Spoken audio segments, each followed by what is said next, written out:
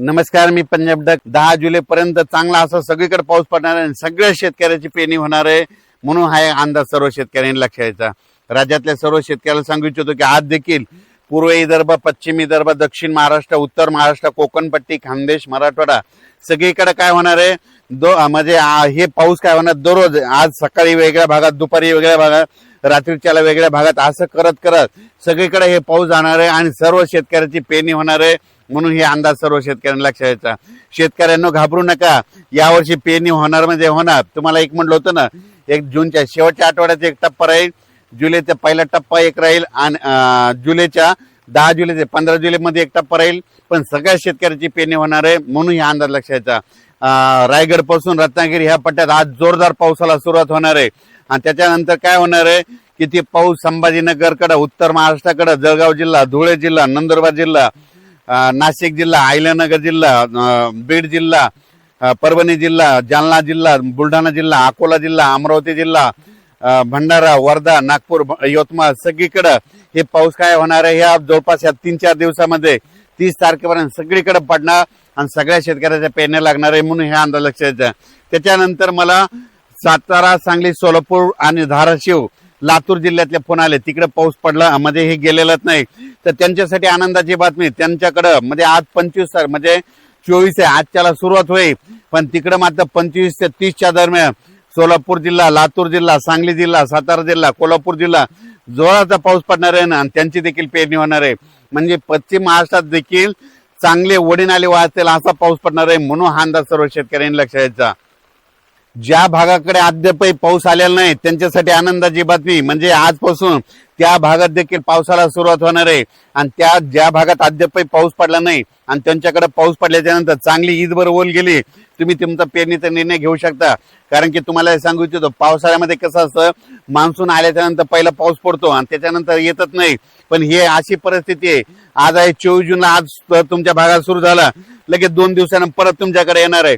म्हणजे असं करत करत 10 जुलै पर्यंत महाराष्ट्रामध्ये दररोज वेगवेगळ्या भागात पाऊस पडणार आहे, सगळ्या शेतकऱ्याची पेरणी होणार आहे, म्हणून हे अंदाज सर्व शेतकऱ्यांनी लक्षात घ्यायचा. आणि बऱ्याच शेतकऱ्याचे फोन आले की यावर्षी आमचे पाळीव प्राणी आहे, पशुधन आहे, तर त्याबद्दल तळ्यामध्ये पाणी येणार आहे का. त्या जे छोटे छोटे तळे, तर तुम्हाला एक उदाहरण सांगतो. धारूरच्या घाटामध्ये खाली एक तळ आलेलं आहे, जे पादर तलाव आहे. त्या शेतकऱ्याला सांगू इच्छितो की जुलैच्या पहिल्या आठवड्यामध्ये एक चांगला मोठा पाऊस येणार आहे आणि त्या तळ्यामध्ये आवक येणार आहे. त्याच्यानंतर आणखीन तुम्हाला एक सांगू इच्छितो की उत्तर महाराष्ट्र, मुंबई, पुणेकडे ह्याने 24 ते 30च्या दरम्यान मुंबईकडे, उत्तर महाराष्ट्र, पुणे, त्या घाटमाता परिसरात मुसळधार पाऊस पडणार आहे, कोकणाकडे पडणार आहे. त्याच्यामुळे काय होणार आहे, पुण्याकडे खूप पाऊस पडल्यामुळे उजनी धरणात देखील त्या नदीला पाणी येणार आहे, त्याच्यात देखील थोडी थोडी आवक यायला सुरुवात होणार आहे. उत्तर महाराष्ट्राकडे पाऊस पडणार आहे, त्याच्यामुळं इकडे निळवंडे धरण, संगमनेरचे 2-4 छोटे छोटे धरणे, त्याच्यात देखील थोडी थोडी आवक येणार आहे, म्हणून हा अंदाज लक्षात घ्यायचा.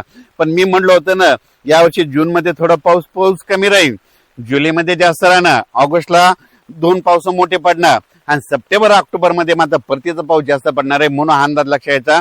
13 नोव्हेंबरला थंडी येणार आहे, म्हणून हे देखील अंदाज लक्षात घ्यायचा. 2-3 नोव्हेंबरला एकदा पाऊस येईल आणि 13 नोव्हेंबरला थंडी येणार आहे, हे देखील दीर्घ अंदाज लक्षात घ्यायचा. तसंच जुलैमध्ये देखील काय होणार आहे की जुलैच्या मध्ये 2 जुलै ते 20 जुलैच्या दरम्यान काही ठिकाणी अतिवृष्टी होईल, म्हणून हे देखील अंदाज लक्षात घ्यायचा. सगळीकडे होणार नाही, पण काय होणार आहे, एक लो प्रेशरचं रूपांतर चक्रीवादळात होईल आणि ते चक्रीवादळ महाराष्ट्राच्या दिशेने येईल.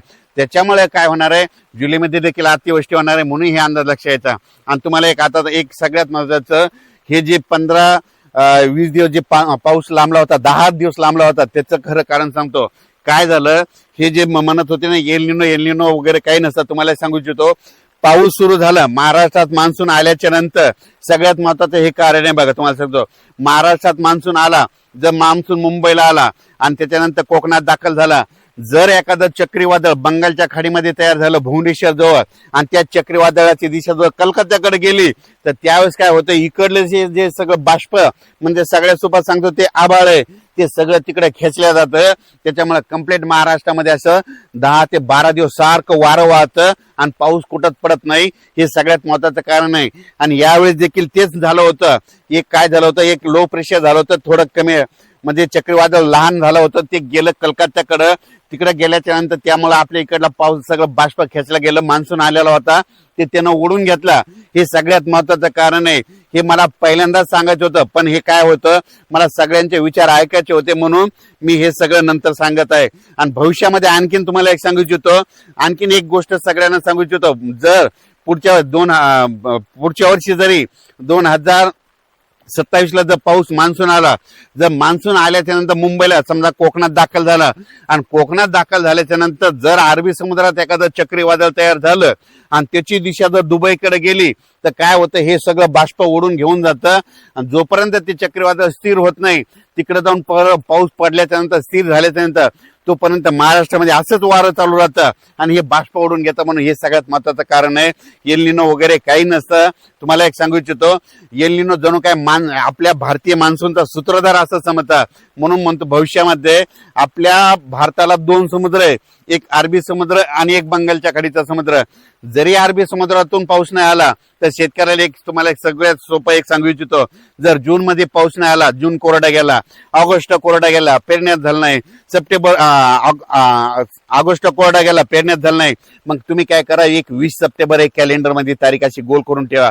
20 सप्टेंबरला दरवर्षी मला जसं करतंय तसं बंगालच्या खाडीमध्ये एक चक्रीवादळ तयार होतंय आणि ते तिथून मद्रासला येतंय, मद्रासून तेलंगणात येतंय, तेलंगणातून मराठवाड्यात येतंय, मराठवाड्यातून इकडे आयल्यानगर करून इकडं काय होतंय, नंदुरबार उत्तर महाराष्ट्राकडे जात आहे आणि सगळ्याला 20 सप्टेंबर नंतर पाऊस पडतो. म्हणून ही गोष्ट सगळ्या शेतकऱ्यांना लक्षात यायची. अचानक वातावरण बदल झाला तर परत एक मेसेज दिला जाईल. धन्यवाद.